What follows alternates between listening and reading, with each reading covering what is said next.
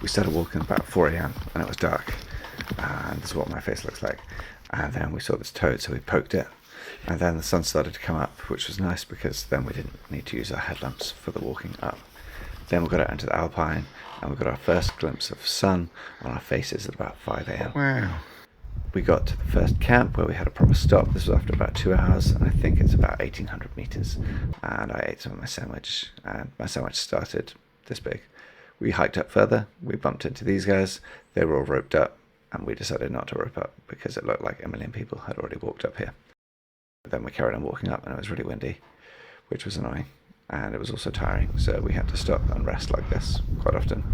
And then eventually we had a proper stop after another hour. I ate more sandwich. And we were getting pretty close to all this smoke, and then we looked in and we realised that it's an actual volcano on Mount Baker, and it all smelt of sulphur, and it was horrible.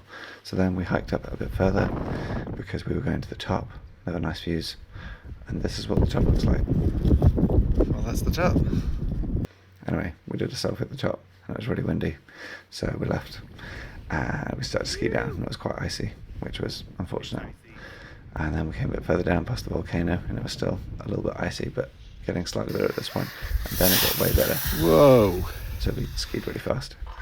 And then we got all the way to the bottom of the snow, and it was quite sticky and slushy at this point, but we were happy because Just in time for lunch. we had got down in time for lunch. I ate this much more of my sandwich. And then we walked all the way back down to the car, which felt quite tiring. Look at all these idiots walking downhill like ants. Not like us. Skis, snowboards. Fucking send it.